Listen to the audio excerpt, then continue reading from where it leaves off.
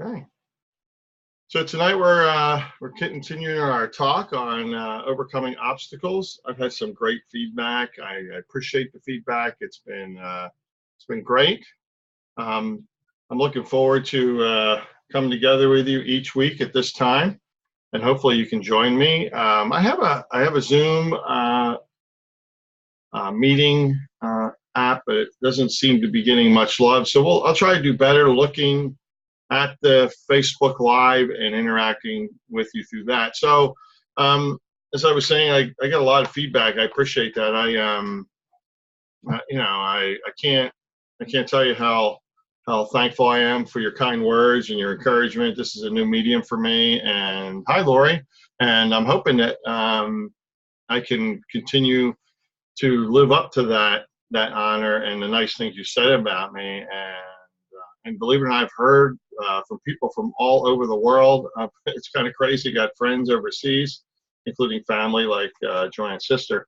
And it's been crazy getting feedback like that. So another thing I heard from people is that I should be telling people who I am in case people don't know me, especially since it's being recorded. And we want to, make sure that in the recording that my name is there. So anyway, I'm Jim Wallace. I'm from New Jersey originally. I live in New England, and I've been here since 1981 when I joined the Navy. I never seemed to get out. I arrived in December of '81, and I've been here ever since. So it's pretty exciting. I go to a church in just over the line in Massachusetts, right across from Cardi's, South Attleboro AG. Been there for a long time. Been in ministry for 36 years. Came back to the Lord in the Navy. I know it's a shock because the Navy isn't usually a place where you see people get back to their faith, but I did. Been 30 years, retired now, but I did 30 years youth ministry. I've written most of the things you hear, most of the things you're going to hear tonight. I've written, and 99% of my studies through the years have been written by me. And I love encouraging people. That's really what I'm about. So that's pretty much what it's about for me. This is a new medium for me. I'm test driving it. This winter, we're going to be doing a study. There's going to be 3 of us doing a study, and I'm pretty excited. But this is what I felt that I should be doing now. And last week we introduced the study, and I reminded people that they were special, that they're awesome, that even no matter the setbacks, whether small or large, that we find an opportunity to grow in those. If we're living, we're going to have hardships, right? And as long as there's a glimmer of hope remaining, so do we remain, and so do we do well. So this week we're moving into a new topic, and it's entitled "Overcoming the Obstacle of Justification." Hi, Sue. It's good to see you. So we're going to do that study, and I want to talk about Sidney Pollack. I know if you're young here, and you won't know who Sidney Pollack is. He was a director. He passed away. It seems like just yesterday, but in 2008, he did like a lot of movies. Tootsie, I can go on and on. There was an article where he explained as he was sick and dying that he couldn't stop working. He basically worked his way into the grave. His family begged him to stop, and because he wasn't going to stop, he was actually shortening his life. And he said this. That although the grueling film process is wearing me out, I just can't stop, and it justifies my very existence. And if I stopped it, I wouldn't know what my existence was about. And he said every time I finish another picture, I feel I've earned my stay for another year or so. And that's what we're talking about. We're talking about people who feel like they have to earn their stay, and they'll do anything to do that. And seeking justification is not really a religious pursuit. It can be anything. So secular, religious, everybody's seeking justification. And it's our own way of saying, like Sidney Pollack did, this is how I earn my stay. So if you're a parent, sometimes we live out our lives through parenting. There's a writer whose career was not going anywhere.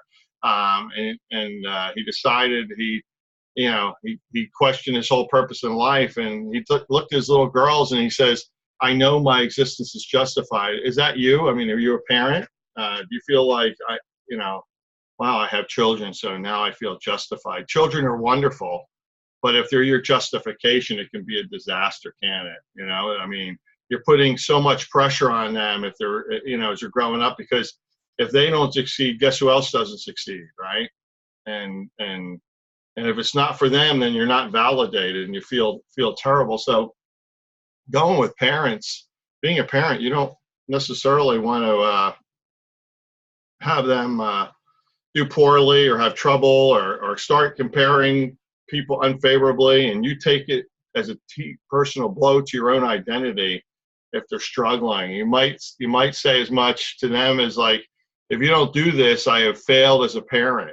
Eventually we have to let go of our children and let them have their own way, and not base our I always use the term living vicariously through our children. I love sports, and I thought to myself, man, I would love to play sports professionally. My mom used to make fun of me that I wanted to be an astronaut. It is the 50th anniversary of walking on the moon, and I am 59.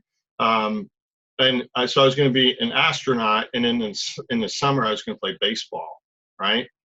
Well, that didn't work out too well. In fact, even though I played sports all the way through high school, when I went in the Navy, I found out I was just an average athlete. I met so many athletes in the Navy that were just amazing.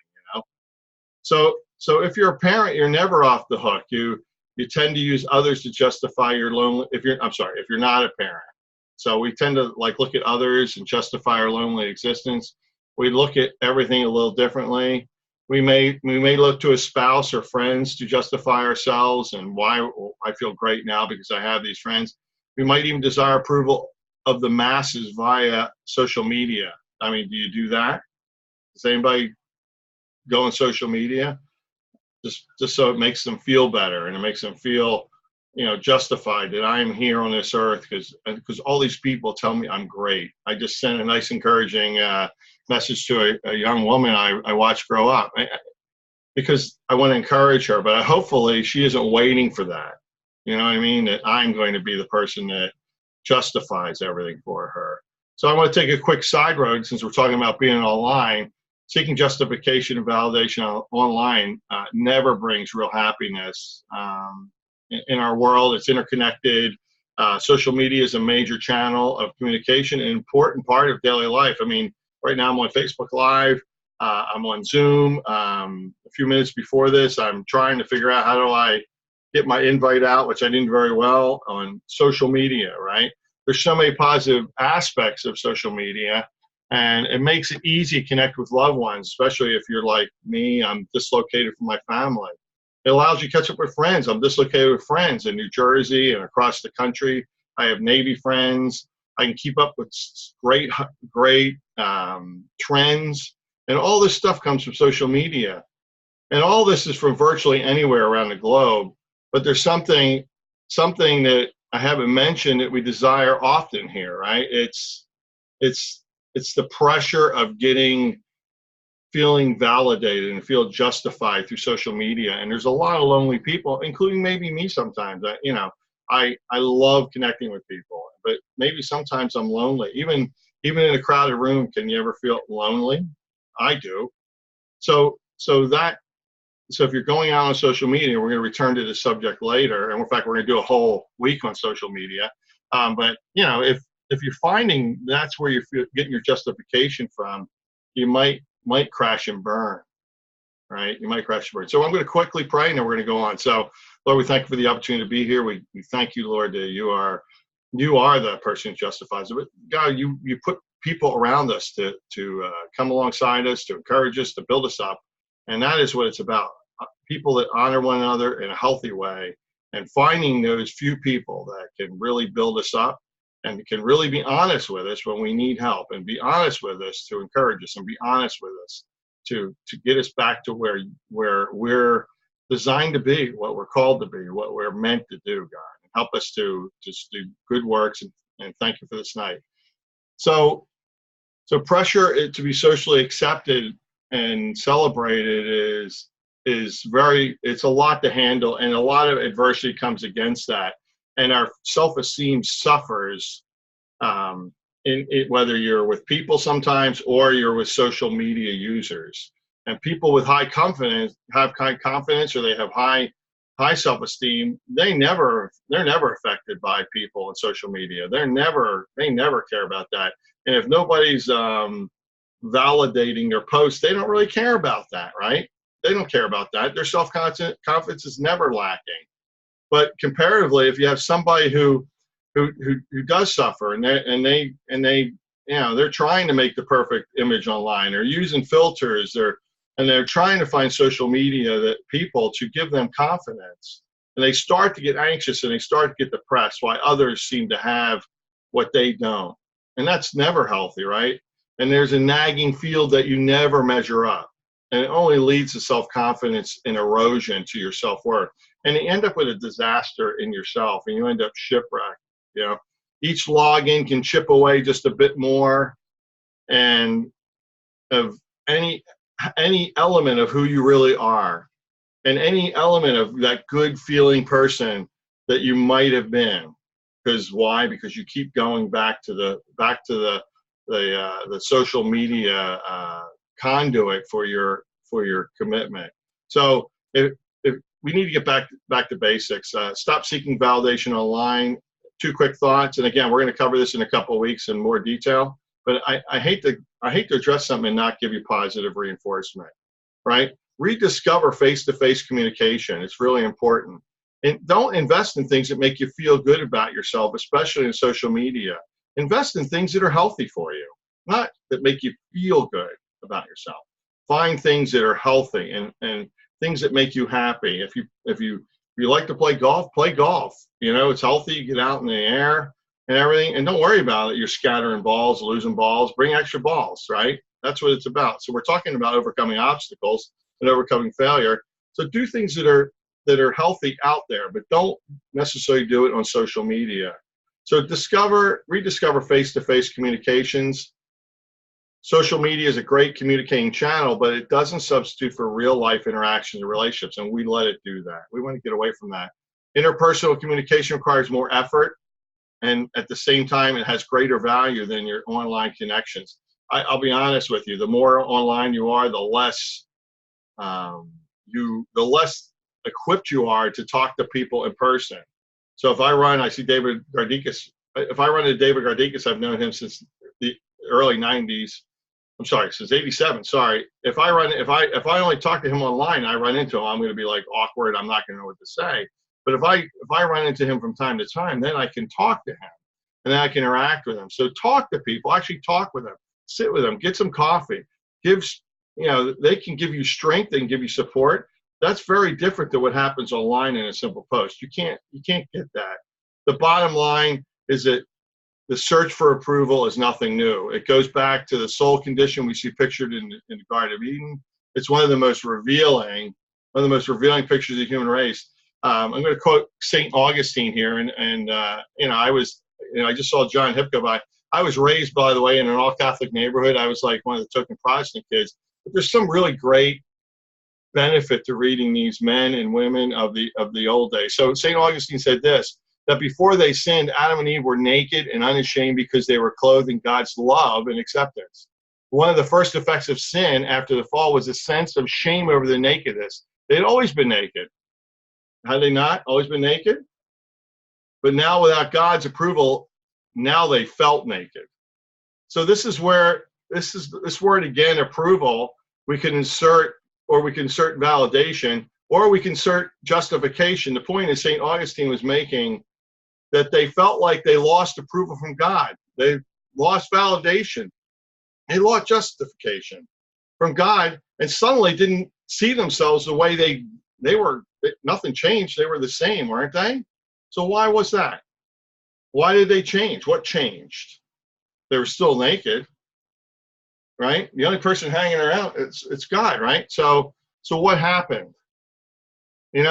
This is the picture of the human race. We feel exposed. We're unacceptable. We're ashamed, and we don't have approval, and we don't feel justified, right? And we spend, including me, many of us spend our whole lives on a quest to reclothe ourselves, to sew fig leaves together and find a way to cover up what we don't like.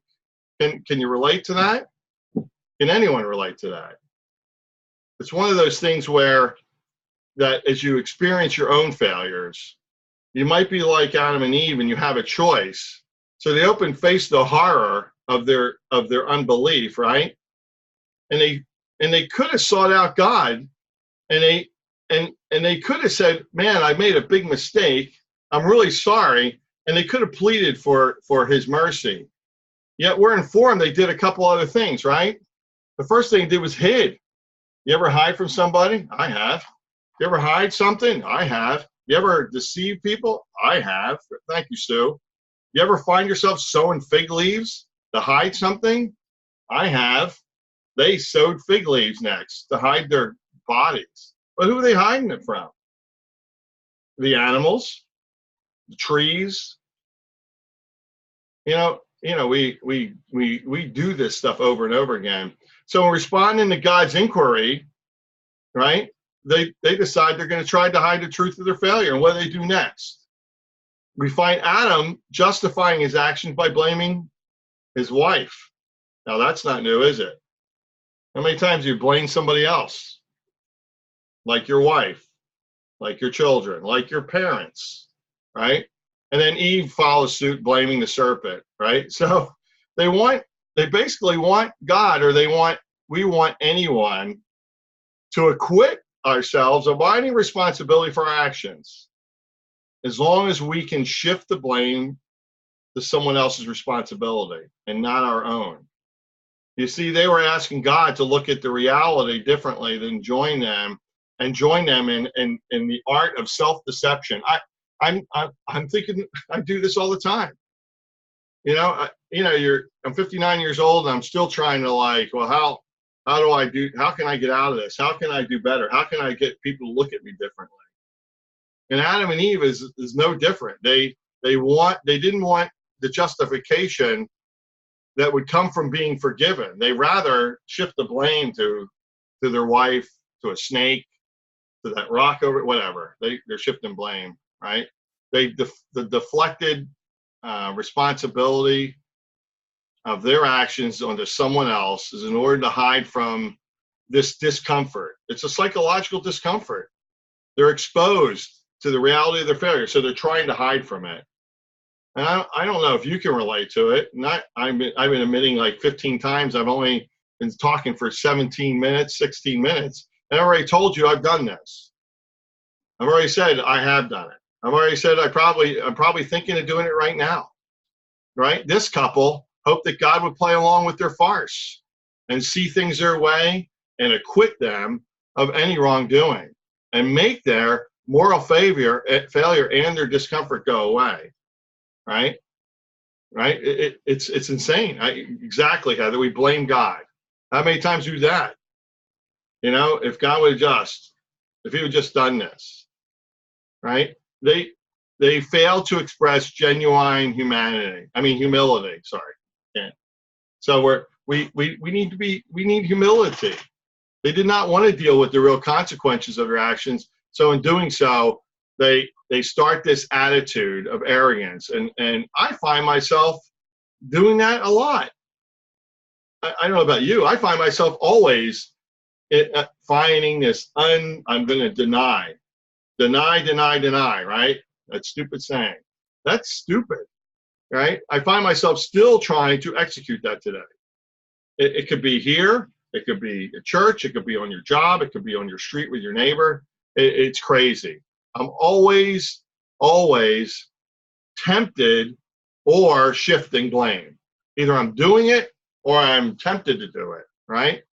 And then what happens is eventually reality brings you to actually be humble and actually now dig out from this justification hole. You keep digging deeper and deeper as you get further and further away from where you were supposed to be, right? Job, by the way, I'm not going to spend a lot of time with Job. He had lost everything, and he refused to shift blame. Ironically, his friends, he had all Job's comfort. His friends wanted him to shift blame, right? Jesus is in the midst of, it's a story of Jesus, he's in the midst of healing all these people. All these people are coming. There's a blind guy. There's all these people, right? So this blind guy shows up, and Jesus' closest friends are like, they're trying to be really spiritual, and they go, whose sin, this man or parents who was born blind? You see, the theory of retribution, that's probably still around maybe for some of us today. Bad things happen to people as a punishment for their sin or their parents' sin. And it was a common belief in Jesus' day, and many still believe it today. Maybe you do. And that's okay, excuse me. That's okay, because these things are passed down from generation to generation. These kinds of mores are the way we're raised, some of us. And it's okay. And I'm not judging you if that's what you think. But Jesus had no patience for this and quickly dispels that with the statement that says his blindness has nothing to do with his sins or his parents' sins. Some people are just born blind. Some people are born like this. Some people are in accidents. Some people are at the finish line at the Boston Marathon cheering people on, and they get blown up, right? He's blind so that God's power might be made at work in him. In this case, it's not about what you did or your parents did. If you've been sick, if you've suffered, if you've had already multiple surgeries, I mean, I have things going on in my body. I've already had a cataract. I've had vascular issues. I had a hernia. I mean, is that my parents' fault? I mean, is it because they did this and they did that, and now I'm suffering in my body? We gotta stop, folks, looking at other people, at blaming people because of what you're going through. Or it's not about what they're doing. It's not about your husband or your wife, what they did when you were married 20 years ago, and now you're reaping something. In the end of society, we're always following the self-justification philosophy. That we have a right standing because we're hiding from our own failure. So I have such self-justification because I'm standing on the terms that I'm hiding from my own failure. I will never admit it's my problem. I will never admit it's my fault. I'm going to blame someone else. And it's a belief that whatever offenses that may have been committed should not stand in the way of God granting approval. We can't think that. You can't think that God can't approve you or can't love you or can't be gracious to you because of things you did. What we rather have some friend's approval or some loved one's approval or some, that isn't real versus God giving us approval. We can get through this with his help. Psychologist Larry Butler said the psychology of self-justification is the eternal process operating to the accomplish of that end. In other words, you're trying to gain approval from anyone. That leads to where you find yourself really looking in the mirror, not really looking in the mirror, and not really finding out where you went wrong. And that's where you begin to you could dig your way out. If you looked in the mirror and start examining yourself, you could start digging your way out. But instead, you keep looking past the mirror, right? And leading to further and worse choices that leads to worse problems, and you end up, getting buried further and further. We got to get down to basics. We got to get down to basics. Jesus said, the person who exalts himself will be humbled, and the person who humbles himself will be exalted. I know that's a very simple thing. The reality is what we're just talking about. Find somebody who can help you. If you're in trouble, go to God. If you're in trouble, go get help. You don't have to, say, hey, I'm in trouble. Don't say, it's my parents' fault I'm in this situation. It's that husband who didn't take care of me. It's that wife who just kicked me to the curb. Justification comes from God. God takes care of you. And if you humbly face the truth of your failure and stop hiding from it and stop blaming other people, you'll begin to dig out, But if you keep listening to other people and listening to the world and how you should truly live instead, you'll start to go further and further away where you should really be. We're always looking for what sets sets us apart and what's right, and that's a great thing. But if we don't look to the right place to be validated, then we're going to find ourselves proving and proving and proving and proving ourselves over and over again. Over and over again. We got to keep doing it. Got to keep finding someone else that can approve us and validate us and justify us. Or find that person we can blame so we can explain away our disaster, whatever it happens to be, right? We're always looking at that other person, right? How does a snare work? Does anybody know how a snare works? It's a lovely mechanism man's designed to catch rodents and stuff and small animals, right? So the animal travels in a certain area. You usually look at a path, and you lay the snare, and the head of the animal, it's caught in a loop. It's nasty. The more the animal fights, the tighter it gets. The wire, gets tighter. The panic, and they try to break loose, and it gets tighter. And the more he fights, the tighter it gets, and eventually he strangles himself, right? So you find yourself strangling yourself by your own failures. You look for excuses. You look to blame others. You look for someone to make mistakes, someone else to cover your own mistakes. And the result is you're falling further and further away from where you should have been as a result. So in the Navy, I had a bad car accident. I had 2 policemen that pulled me out of the ditch. There's people on this live that know about it. So I was told to lie. So I'm a young Christian guy, and I lied anyway. It took me months to dig out of that because I'm stupid. Why? Because I'm blaming someone else. I'm shifting the blame to someone else. But the reality is, if you've come up with the real truth and you're transparent before people, it's going to be okay. There are people around you that care about you. There are people there that are going to fight for you. There's people there that are going to be advocates for you, right? I remember the JAG officer coming on to Squadron 10 in New London, where they were hiding me, because they wanted to keep me attached to the boat. And he goes, well, why don't you tell me the story? So I tell him the whole story, everything, the lies, the whole bit. And he goes, you never see. He goes, you know what, Palos Wallace, it never ceases to amaze me what the Navy thinks. I'm like, what are you talking about? He goes, why do they think our people are supermen, right? We're not supermen. We're just men. We're just women. And the reality is, I'm going to remind you tonight that you're not without hope. No matter what has happened, whether it was a car wreck, whether it was some other situation, you're not without hope. There are people around you that care about you. There are people around you that will go through a wall for you sometimes, and God is there to take care of business. I'm glad God's justification doesn't work, that I have to work my way. It's a gift. It's a gift. Why do I need to look for some false justification or false validation? He's already given me that. I'm breathing. I'm sitting here breathing while I talk to you. I'm 59 years old. I've already exceeded the life of people around me, some of them, because of whatever reason. I'm moving forward. But I need to boast in nothing but being accepted by God and by the people he puts around me, right? I need to be basing my life on a faith walk and not trying to be righteous based on other people's opinions, right? Paul was the most educated and powerful man who ever lived.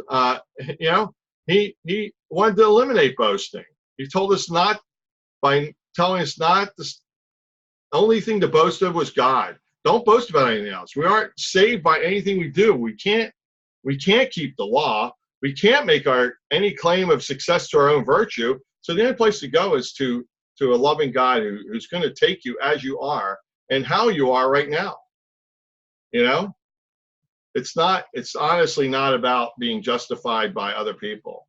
And I'm here to remind you today, through this whole thing, not to give up. You cannot give up.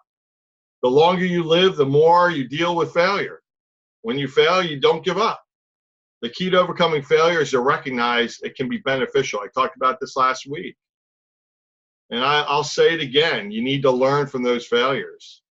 You need to learn not to make the same mistake again, too. and you need to learn to face your own weaknesses and accept personal responsibility for your actions. You cannot correct the problem you are not willing to face. I mean, it really is that simple. And I'm sorry to say that. I wish I could tell you that, to live is to be in some sort of beautiful cone of protection, like the bubble boy. Nothing's going to touch you. But we simply fail because we are humanly incapable of accomplishing every task. Every task. So Ryan Hall, I listened to this little story he did, and then I read some of his materials. He's 2008, 2012 marathon runner, and world record holder for the half marathon. He wrote this statement: more than time, it's about how you feel. You want to be strong throughout the race. By the way, Ryan never medaled in the Olympics. It was a goal. He never medaled. But he found God in the miles, he says. He says, I found God in the miles. And he found his purpose in the solitude of running. And you're going to say, of course he did. He was a great runner, right? Because he's a great runner. It was not about his success in running or even his lack of success that mattered most. It was about that God had created him to be something and to be a person that was going to encourage people to overcome their failure. And he does that through speaking and writing. And he said this: you see, my friends, that failure is not the end, it's the beginning of the next thing. It's about the recovery and overcoming the last disappointment and ready for the next race. The ability to get up and go, that's what matters. A guy who failed, a guy who had a hammy issue in 2012 and had to pull out of the marathon. I'm sure that really discouraged him, Solomon wrote this: the godly man may trip 7 times, but they will get up again. I think that's awesome. They will get up again. The second part of the verse is negative, and I'm going to skip it for tonight. Ryan and his wife Sarah, another distance runner. No, it's funny. I'm getting a phone call on excuse me. Start writing your podcast. I mean, your teacher get a phone call. He and his wife Sarah have 4 little girls, sisters they adopted from Ethiopia. God has a plan that you may not have expected. So they adopt these 4 sisters. Why? Because they're runners. They meet these 4 girls because they're runners. And now they're raising these 4 young women. I don't know how old they are today. Ryan Hall has never medaled, I said, but he broke records, and more importantly, he ministered, and this enabled him to get connected to these 4 precious girls who needed a mom and a dad. Even though you may not love to run yourself, I sure don't, but you may not have the physical ability to run in the summer limits. You may not even win the local 5K, but it is, I will say this, it's the race that matters. It's the race of your life that matters. That doesn't mean you're not going to fail, but it is the race. I personally believe that you have been called to a purpose, and that God does not call you to do something unless he's going to equip you for it. You've got to hang in, you've got to hang on, and stop feeling like you're a failure because you couldn't not succeed in everything you tried to do. I talk to young people a million times. I already mentioned that I did youth for 30 years. And I always said to them, do the thing you really enjoy. And I know that sounds complex when I'm a parent and I'm thinking my child needs to, earn a living and stuff, But how do you not do what you don't enjoy? God created something, and you have talents, you have gifts, and he wants you to do that. But no, I'm going to go off and be a mathematician when I have no skill in it. I'm going to go off and my son Barry is an amazing mechanical genius, and I'm going to be a plumber when I have a hard time putting an aerator on a faucet. You have a purpose. Don't go looking for me or anyone to justify it. Anybody. Most of you have dreams that you haven't yet realized. That doesn't mean you haven't failed trying to get there, but you got to keep pressing on. Never overlook your successes. There are successes in there. They could be small because you're so focused on what you didn't do yet or what you couldn't do. Okay? You're not a failure, and you are an overcomer. That's who you are. Embrace what you can do. Can you embrace that? If there's nothing else you remember of the whole thing, I'm going to read it again. You're not a failure, and more accurately, you're an overcomer. There are many things you can do. There's many things you can do. But if you let failure discourage you, you will never accomplish what you might have done if you just kept trying and dig out of the hole. You know, no, I said this last week, and I'm closing. Know that I'm here. Know that I'm here to yell at, scream at, laugh at. I say this to people all the time. They look at me like an idiot, or just talk with. I am me, and I'll get together with you.